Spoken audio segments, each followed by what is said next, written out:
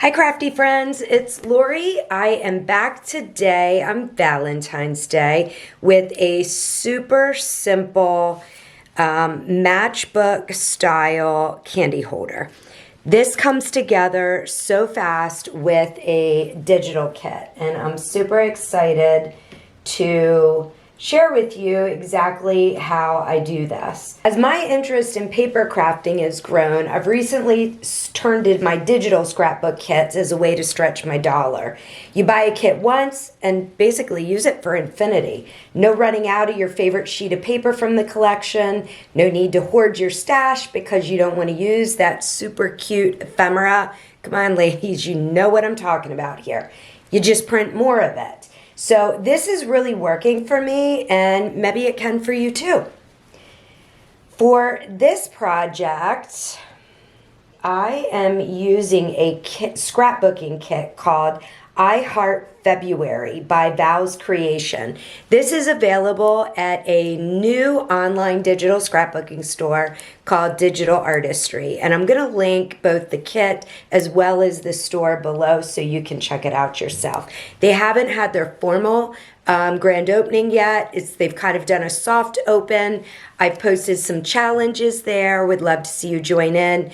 I wanted to do a quick and easy Valentine's Day gift idea. I'm going to be sharing this with the ladies over at Digital Artistry, and it was really important for me that I create a project that uses the most basic of supplies, the kind of supplies we all already have.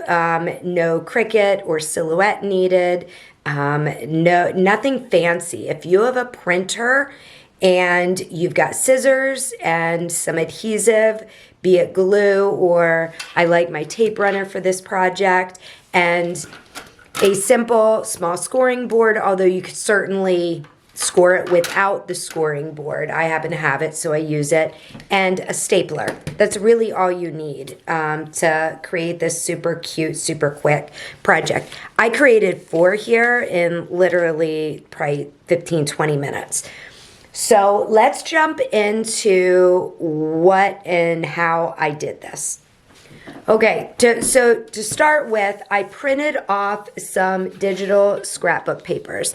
And this is what I do. When I know I'm going to be cutting it down into smaller pieces, I'll print 3 on one sheet. This is the kit that I used. And again, I'm going to link it up. This is some of the word art, the papers. She includes a printable sheet, so if you have a Cricut, you can easily print and cut these. I opted to not do that. Instead, I fussy cut. So I print them out, and you see I've already cut some of these out, and then I just fussy cut them. And here's some pieces that are ready to go for the next one that I create. I like to print my papers on 110-pound white cardstock. I use the Nina brand that is available on Amazon and is very affordable. What I like about it is a really bright white, so when you're printing, you're getting true colors. And I print with an Epson. I recently got this. Before that, I was using strictly Canon. I really like my Epson printer. I'll link that below too. But again, any printer you have is certainly going to work for this. So the measurements to create this.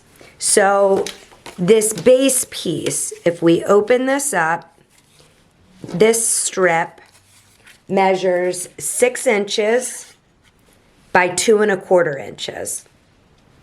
And then if you want layering pieces like I did on these 2 here, you will cut one at 1/4 inch by 2 inch. That's for this little strip. And one 2 by 2 for this front cover. So for this one, we're going to do a plain one like you see on these. It's just so incredibly simple. Let me set these out of the way. So let's use, well, I want to figure out what I want to use on the background. Let's use this one. So on the 6-inch side, I am going to score this at a 1/2 inch, 3 1/4 inch, and 3 1/2 inch. Okay, and then I'm simply going to fold on those score lines.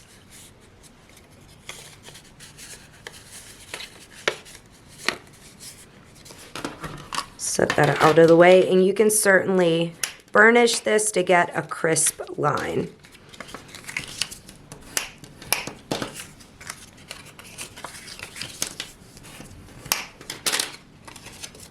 And we see it taking shape already.